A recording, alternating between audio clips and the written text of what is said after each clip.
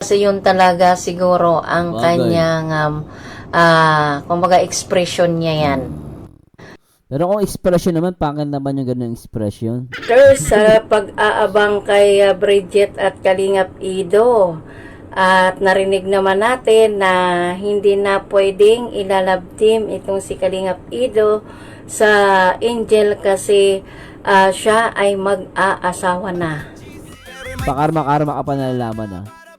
At Ma'am Banji, may GF na nga si Edu. Ano ba kayo? Titigas ng ulo nyo. Talaga?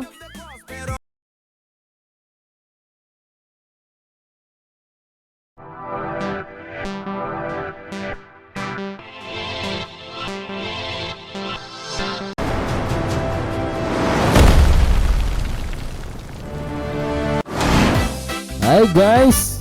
Hi guys! Magandang araw! React po natin itong reactor sa Facebook. Kasi may mga reactor sa YouTube, may mga reactor naman sa Facebook. So, react naman natin yung mga reactor sa YouTube. Yan. O kasi sa mga reactor sa Facebook, na-react sila lahat eh, no? So, tayo naman i-react natin sila. O, diba? So, react si Ma'am Jenjen Mix TV. Shoutout po. Sabi niya, hayaan na si B kung nagdila sa picture. Ano ba kasi meron yun sa ano ba kasi meron yun sa dila na yan? Tara, pakinggan natin to. Ayon sa mga supporters ay napapansin nila ay bakit daw di umano nagdidila-dila ito nga si Beyonce sa kanyang mga picture, guys. Ang masasabi ko lang sa inyo mga supporters ay hayaan na natin siya kung siya ay nagdila-dila kasi yun talaga siguro ang kanyang kumbaga expression niya yan. Pero kung expression naman, pangit naman yung ganung expression. Dumidila. Pero actually normal na po yan kahit naman saan. Kahit naman sino dumidila minsan eh. Diba?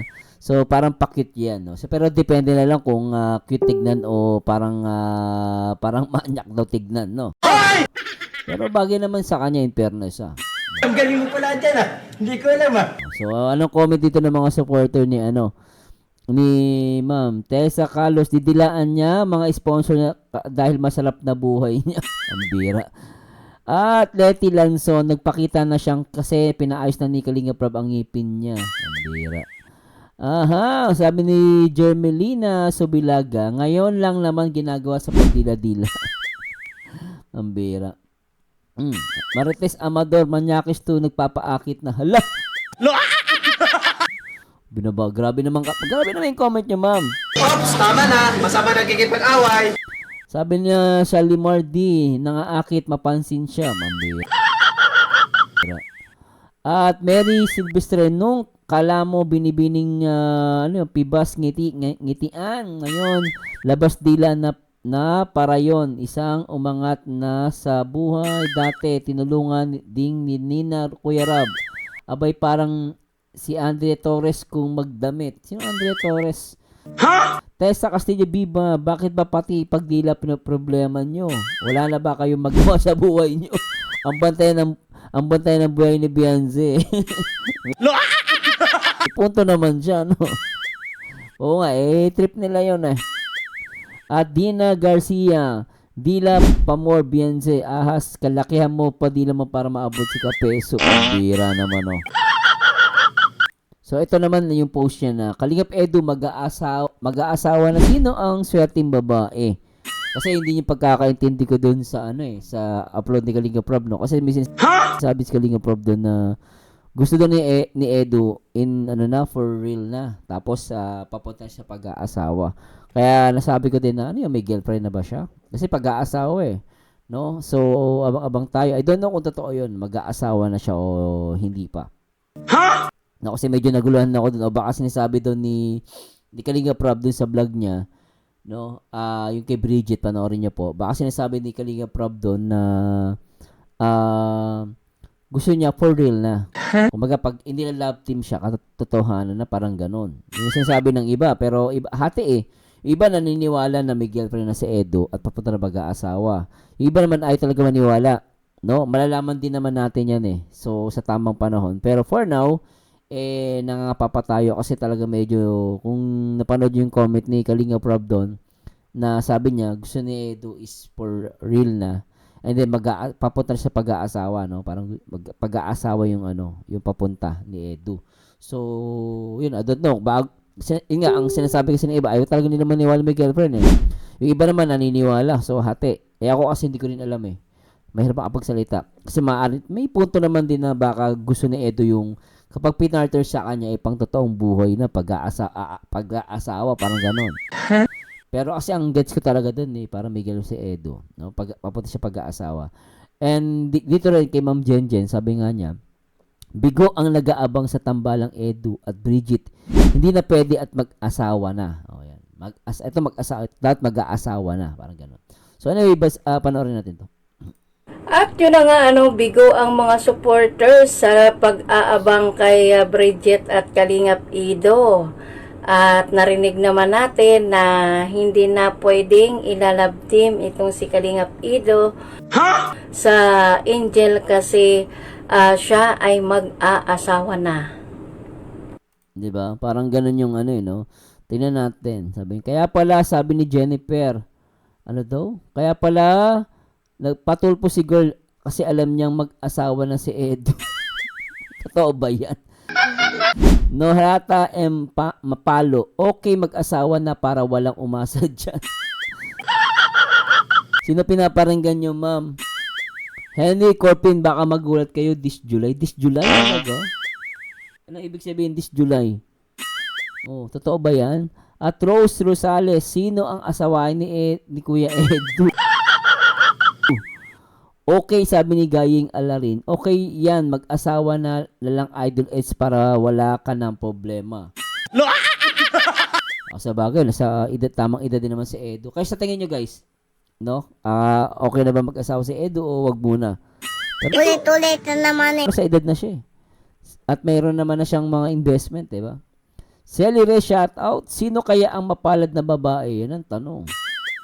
Baby Castro, pati naman yung pag-aasa kailangan pang problema. Hindi naman problema. Pinag-uusapan lang, no? Iba yung problema sa pinag-uusapan. Si Celia Aspirin, mag-asawa na si Edo kay, si B pa rin talaga. At, Seferina Namoka Diogracias. Sino kaya ang mapalad na babae na papakasalan ni Kalingap Edo? Mabuti naman na mag-asawa na si Kalingap Edo para tumahimik na ang buhay niya. Lolita Romero, mabait naman mag-asawa na siya, sabi niya. At Aurora Gizagan, maring pagod na rin siguro si Kalingap Eds. Pwede na kasi may ipon na siya. Yes, so actually ako, kung tatanungin nyo, okay lang din sa akin na mag-asawa na si Edo. Kasi unang-una yung edad niya, okay na yan mag-asawa. Kasi mahirap pag hindi ka mag-asawa. Hirap niyan. Bistosyong Orlando, good morning. Delia Lourdes Domingo, tama yung Kalingap Edu, panahon na para mag-asawa ka na. Tamang-tama lang sa age mo. Yes, so yun yung sinasabi ko. No? At AIM, Noraiza Maukgan. Okay na yan, mag-asawa na para tahimik na si Edu. Magpalian na. Magpakaligaya siguro yan. At Telma Bautista, wow, galing, dapat lang, God bless you. At Mastika Malayo Serfino, congrats idol, ilagay ka na sa tahimik, tama yan. Pero wala pang kinukonfirm Wala pa kasing confirmation Pero nabanggit kasi ni Kalinga Prab, papunta na sa pag-aasawa At Mercy Roach, tama lang, baka kasi matulad sa dalawang love team niya.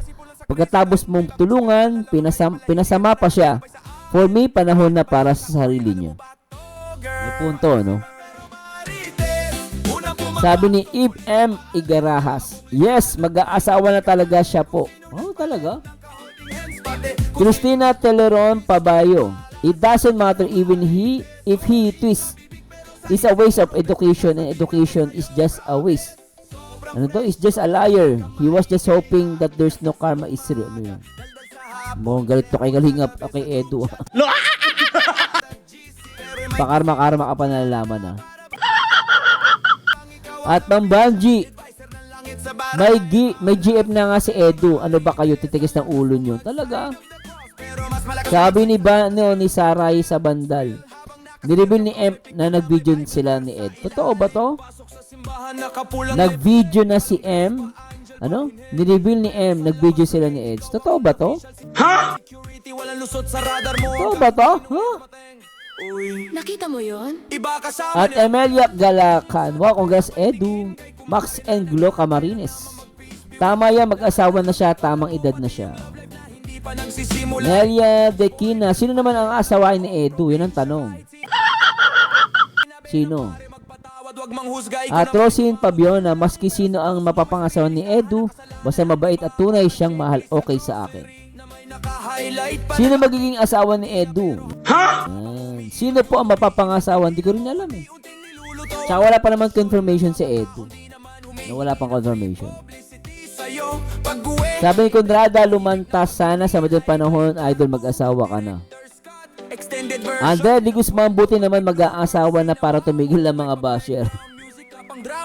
Mataya Rosel, oo nga, dapat nag-asawa na kasi marami nag-aabang.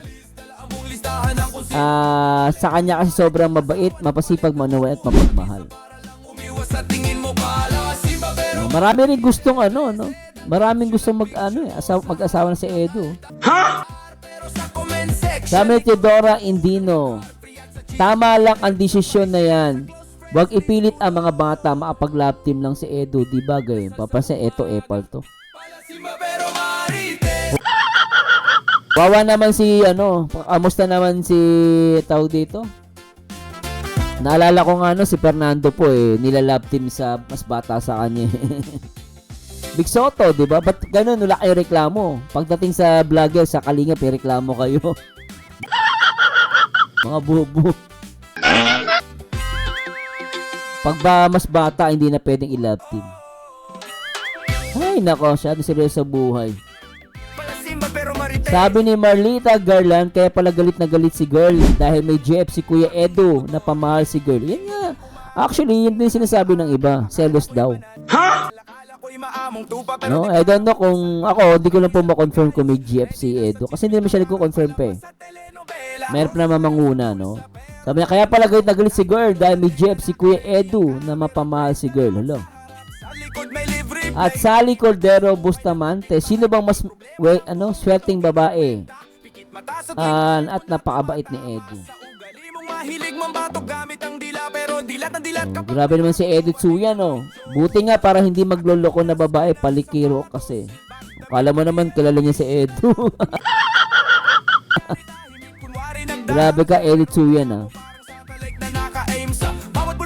At Victoria Morales, tama lang, di na matuloy mag-asawa na pala okay na yung kahit wala namang kalab team na Bridget, kaya niya. So anyway, ano man sabi nyo guys dito sa ating saglit na reaction video. Salamat kay Ma'am Jenjen, no? And yun din kasi tingin ko talaga na mag-aasawa na siya.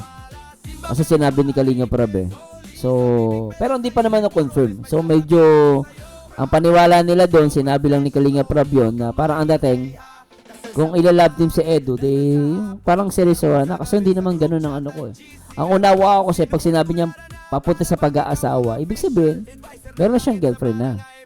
Dapat kasi sinabi ni Kalinga Prab doon, papunta na siya sa pag-girlfriend. Ibig sabihin, may girlfriend na siya, kaya din ang tingin ko Kay Ma'am Jenjen, ganun din mag-aasawa na. So, nasa inyo naman po yung kung maniniwala kayo hindi. And still, hindi pa naman nagko-confirm si Edu kung may girlfriend na siya o wala. And maaring mali din po kami, no? So, abang-abang tayo, guys. Anyway, this is Marzano again. And please comment down below. And thanks so much, guys. And see you next time. Bye-bye. Akala ko'y maamong tupa pero di para magdasal, para magbihis at magayos. Ready na sa chismis na parang palabas sa telenovela.